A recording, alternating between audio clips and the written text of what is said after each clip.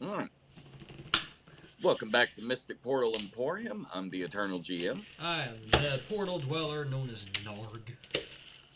And today we're doing part 2 of the Axehead Isles. If you watched the last episode, you'll notice we started having technical difficulties towards the end, and apologies ahead of time if I end up sneezing or having to stop mid-sentence.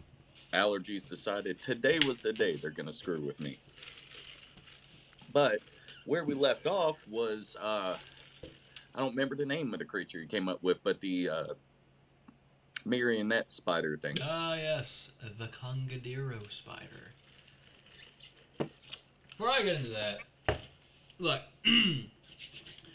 this needs to go ahead and be a preemptive warning to anyone who ever watches these videos. When I get very passionate or very upset about something, I get very loud. So go ahead and prepare your ears for the horrors that will ensue in any video I'm a part of if everything happens. That being said, I'd like to start off with these people right here. These people drive me nuts. Okay, look. Listen. I know this is highly off topic, but I mean, I did this before we got here, and I just need the world to understand. I need them to know. So, I go to the Burger King, and I sit there for. I'm actually convinced it was a full 25 minutes. I sat there waiting for the guy in front of me to move. And so I pull up to the drive-thru. I'm like, surely this guy was just ordering Thanksgiving dinner like usual, right? So I pull up there, but no, it's the drive-thru, people. Yeah, no, I pull up in there, and these people are like, "Hey, just give me a second." I'm like, we're off to a wonderful start. Okay, yeah, sure, fine. Sit there for another 5 minutes. What did you want? Well, I didn't order yet, but thanks so much for asking. Yeah, I want the Whopper with bacon and cheese. Please. You want the Whopper? Yes. With bacon and cheese? Yes. Give me a second. What? 10 more minutes pass. Oh, man.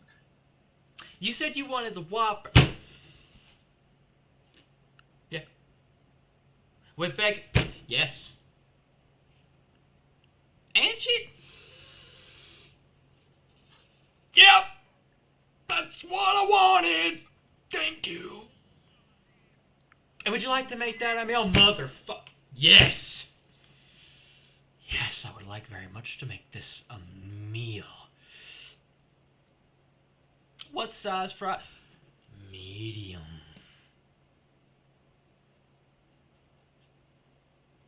And what size? Also medium. As one would think. And what would you like to drink? A Coke, please. I'm gonna need 1 second.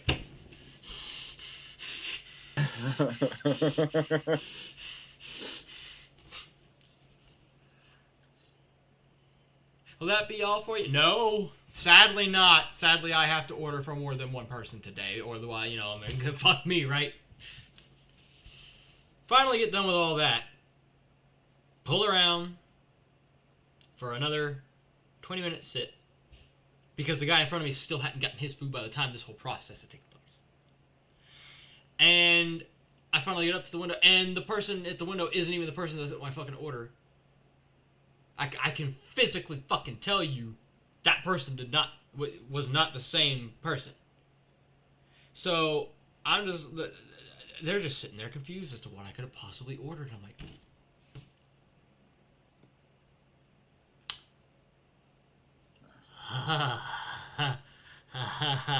you don't know what I ordered, don't you?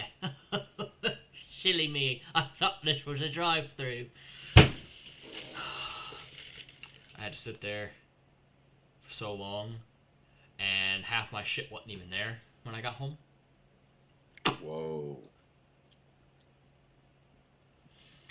And I bite into my Whopper, and what generally comes on a Whopper is meat and lettuce and cheese and bacon, because I asked specifically for those, and dear God, did I pay the price for asking. I had to sit there for an hour about. There's also tomato. And you know, when I was working in restaurants, you know, when I would do tomato, you know, you'd slice them pretty, like chip thin tomato. That's what people like to do. Yeah, you know what people don't appreciate on their burger or sandwich is when you give them a tomato, but you give them a fucking quarter of the whole damn tomato. I might still have this bitch. Hold on. I couldn't even eat the damn thing. I'm not even shitting you, dude. It was a fucking entire quarter of a damn tomato. I guarantee you that bitch is in here somewhere in this trash. Look at it. I'm gonna pull this bitch out. I don't even give a fuck. I want all of you to look at it. God. I am shitting you not. They put this on a fucking Whopper, dude. Look at it. My God. Like, who Like the a half fuck? inch of freaking tomato. Like, I can understand, you know, there's being new people and whatnot. I could understand that. I myself was new at one point, and I had to train people at one point. My problem is A, with the people who are supposed to be training you, but B, the fact that it seems like no one in there had experience at all. They all were fucking new. I looked in the window at one point and saw this one girl just staring up at the screen, panicked because she didn't know what was on the screen. Like, I don't know what these items are. What do these words mean? What do we do? She called someone else over there, and they started looking like, what? I'm like, do I need to come in here and show you fuckers how to read a television screen? So, as most of you saw, this went immediately in here. I'm talking like a fucking quarter of this fucking bottle is in here right now. Just from Burger King experiences. Anyway, so the Congadero spider is a personal creation of mine. It's very, very fond and dear in my heart. So basically what the Congadero spider does is it lives on one of the shattered isles, and it has kind of made this place its home. They have a hive-like sort of thing, which is very unique for spiders in a way. Because most spiders, you know, don't do that. So this spider will make its way in a giant cave of sorts, and it will make its home there. It will usually rest on the ceiling. And it doesn't always eat its meals. Sometimes it likes to play with its food. It'll keep bodies in there. And let's just say Jeff goes missing one day. And you guys are looking for Jeff. You know, they send you onto the island to try and find Jeff. Well, you end up walking around, you find all these tiny, you know, these are like Chihuahua-sized spiders. These are pretty big spiders. And you know, you're just slapping spiders left and right, going through the motions, and then some bodies start to come up from the ground, and you're like, there be a necromancer afoot. But no. These little sons of bitches will crawl onto the backs of corpses and attach webbing all along the limbs and such, and they will hoist them up and start maneuvering them as if they were little puppets on a string. Very, very frightening to see. Very difficult to deal with because these things can still have weapons on them, the corpses anyway. So you get through it all, and you're being overrun with these spiders. I forgot to turn that off. Anyway, I promise that's not a fire alarm or a smoke detector. That's just.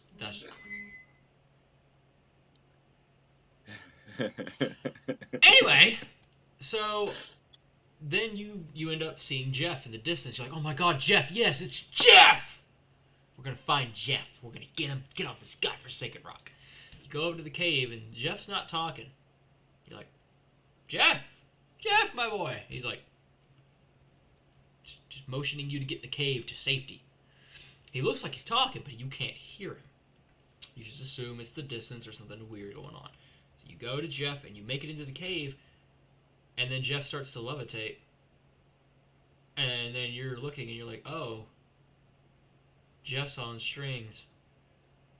And you look up, and oh, there's Mama. This is a big spider. This is a school bus spider.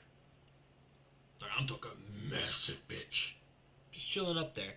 And by the time you're in that cave, yeah, bye. Goodbye.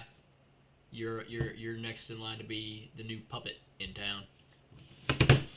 So yeah, I love the idea of that of like of the. I mean, I'm just turning my shit to shut the fuck up mode.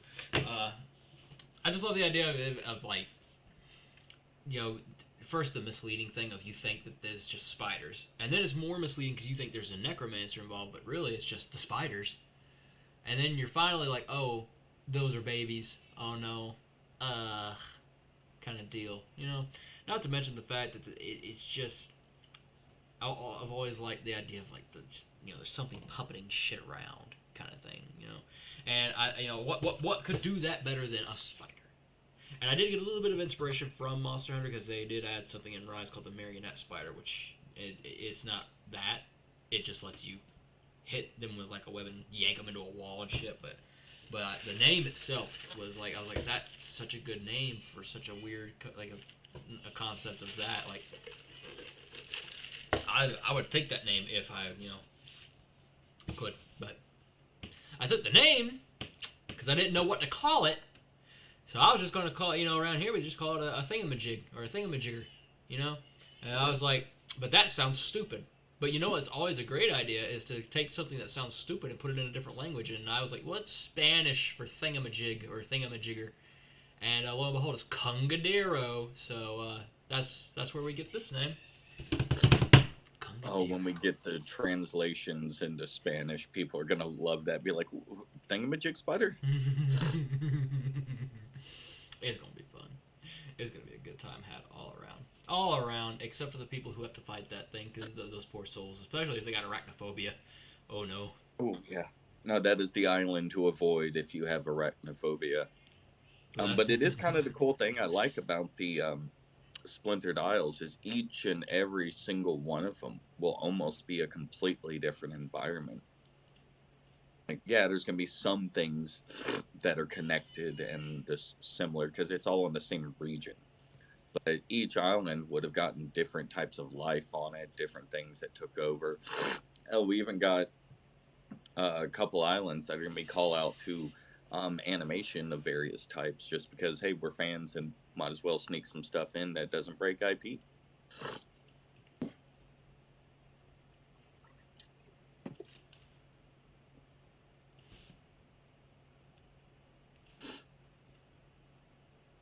What's up? Continue. Oh. Let's see. No, I guess I'll kind of cover this. Like, throughout the islands, we picked kind of like the concept. Like, we were originally designing this to be a 5e supplement world that we put out on our own, but it ended up becoming something after the OGL fiasco that we wanted to kind of make into our own setting. So we had to change up the way dragons functioned, but we wanted to make this setting unique and stand out. And I can't think of a single other setting that has pirates, giant insects, and dragons. Like, that stands it apart all on its own. And, our dragons, it isn't like in 5e or D&D in itself where, the difference between chromatic and metallic is good versus evil. It's actually, like, depending on the dragon. You could actually have two of the same type dragon or two beast dragons that are actually fighting over territory and aren't friends at all because one is more good aligned, one's more evil aligned.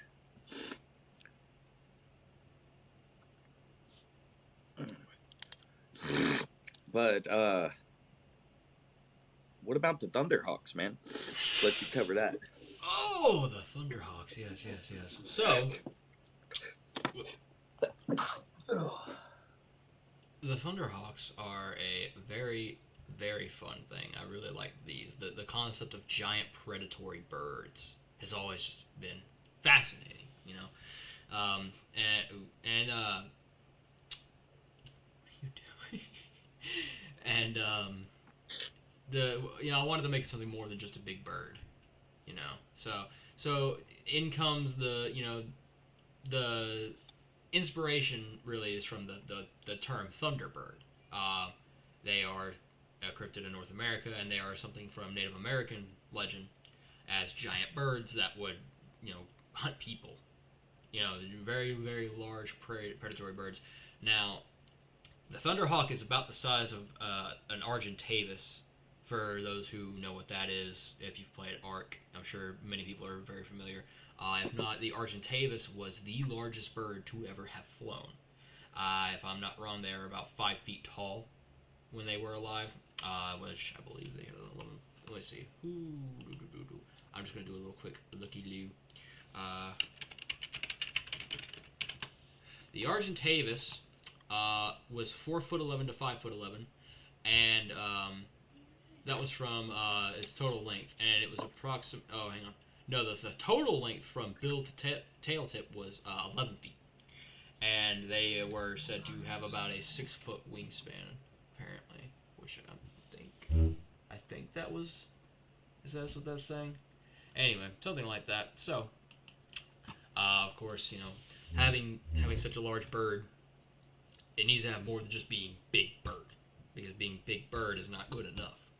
So I thought, what if these are called, the Thunderbird was named usually because it would make the sound of thunder when it would flap its wings, according to the legend.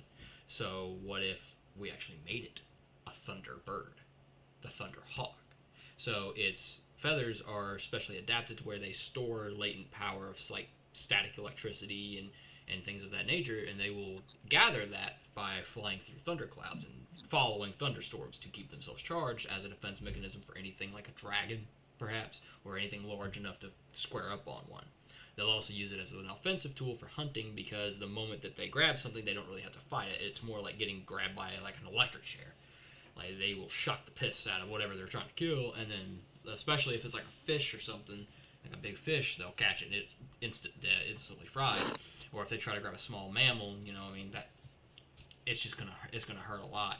And if the shock doesn't kill them, it'll at least paralyze them a little bit from the shock itself to kind of aid in that. So these things are pretty large. They don't fly in groups a lot. There's usually like maybe, if there is a group, there'll be a mother, a father, and maybe the hatchlings.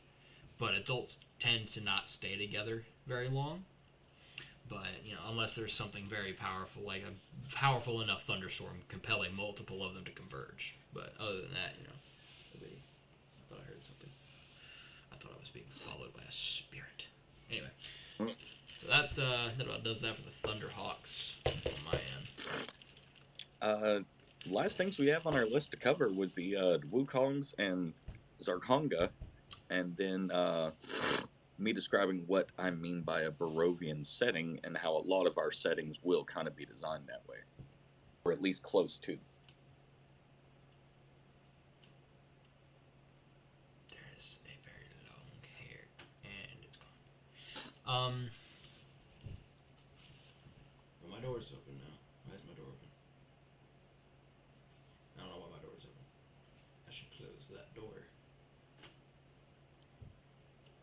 Anyway, so which would we cover first, the Wukong or the Barovian setting?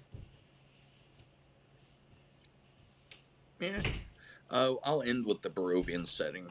You can go ahead and handle the creatures. Okay. So we wanted to add more races to the game, of course. So one of such races I really thought would be a very fun idea.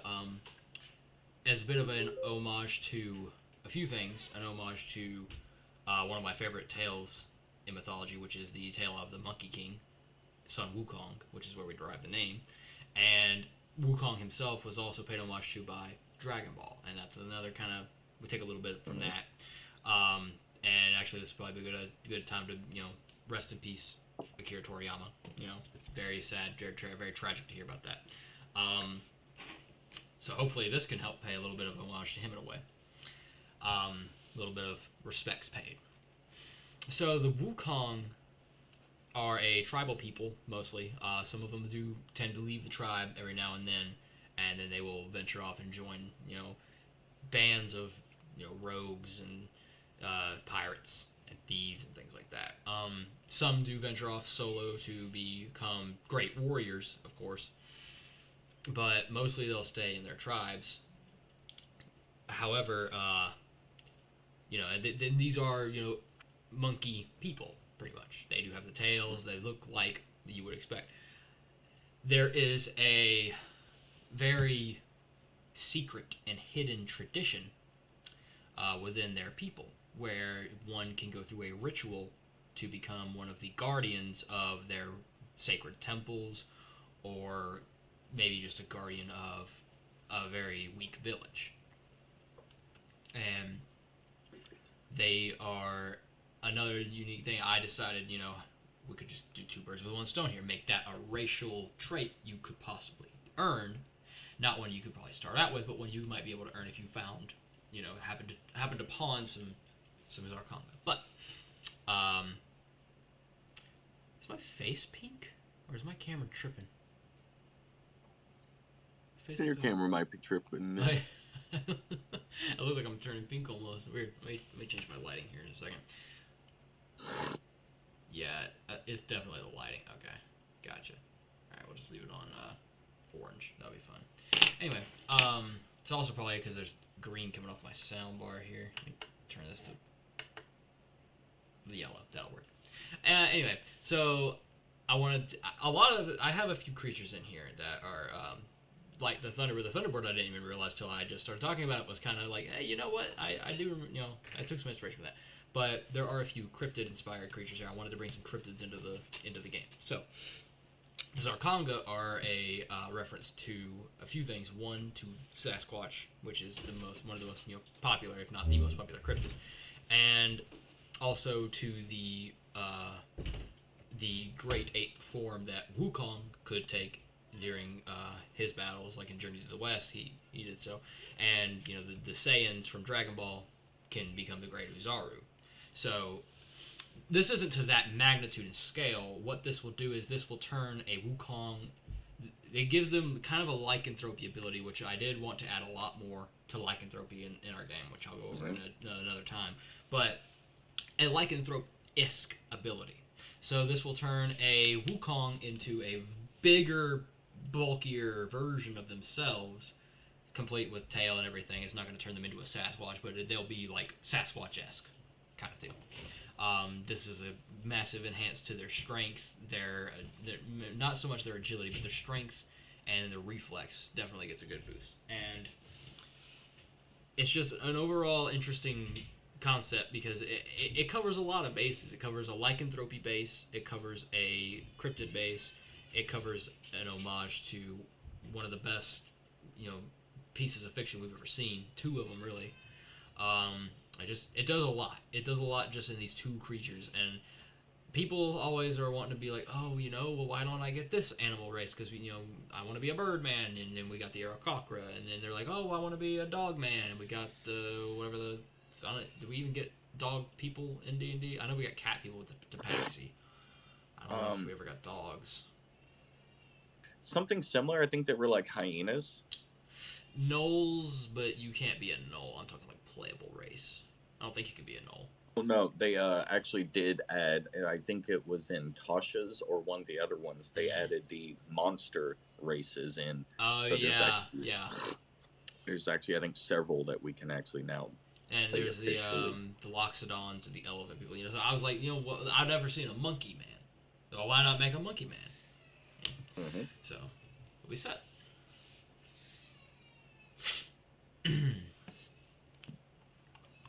All right.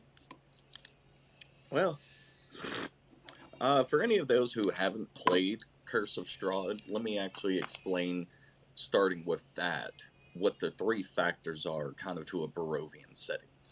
So, one, you can enter. Pretty much nothing is preventing you from entering these settings, but there's stuff that will be preventing you. In the Axehead Isles, there will be a creature that is actually causing a series of storms in a circle, rotating around and basically blocking it off, where sun is still able to come down and shine on the place, but it looks like a stormy, like hellish spot out in the ocean. So a lot of people avoid it, but also people crash land there and will end up there. Also, there is a villain in pretty much any location you're ever going to go. There's somebody that's evil, there's somebody that's corrupt, something, and they're going to have their game plan. They're going to have their um, different goals that they're trying to accomplish. So the way we've designed our system, if you check out some of our other videos, you'll hear us referencing the renown system. So as your player's renown grows, people further and further away from where you're actually doing said missions and helping people out, it'll actually encircle the different factions. And so this is how the world can reach out and touch you. I want you to be able to play in this setting and not actually have to worry about the villain at all.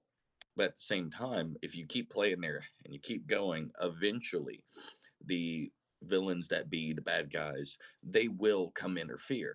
So it's a way to build in a villain into a setting without it being the main focus.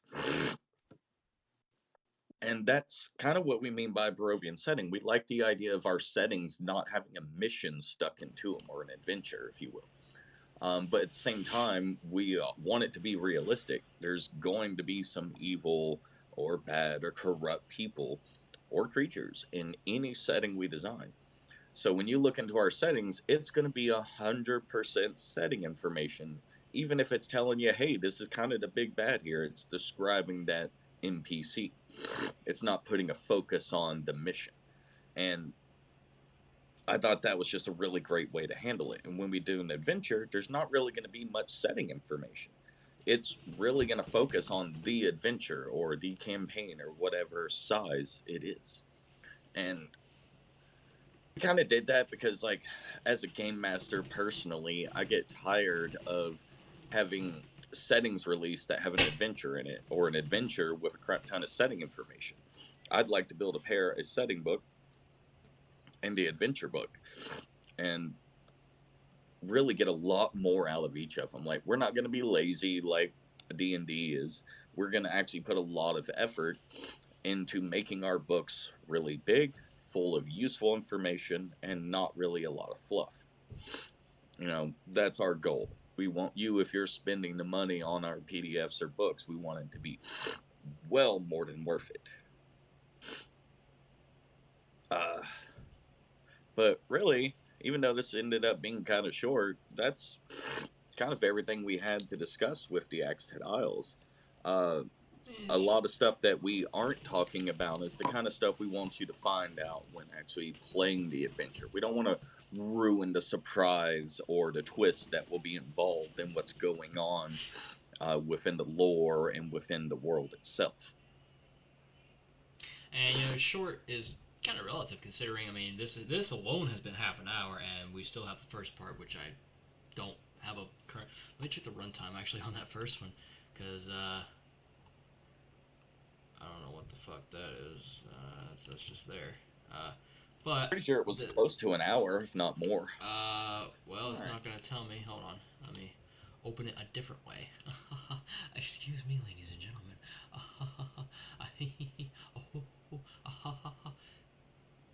Wow, it's just gonna take you 8 years to load, isn't it? Okay, here we go.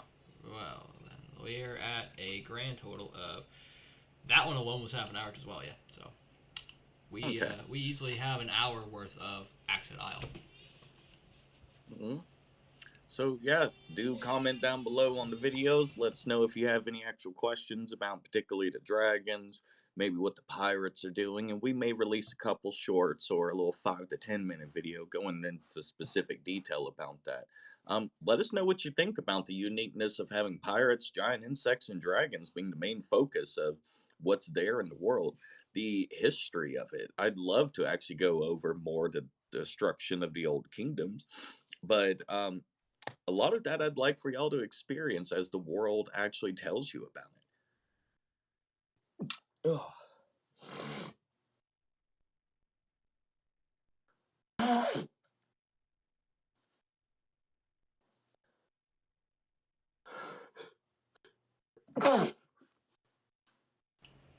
Yeah, I hate to see it.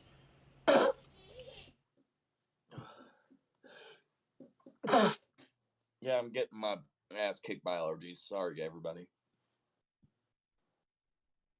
Oh, But yeah, I think we're gonna go ahead and end it there before I go into another allergy fit. So, that being said, oh, it's happening. Oh god. We'll see you, everybody. Run away. Bye.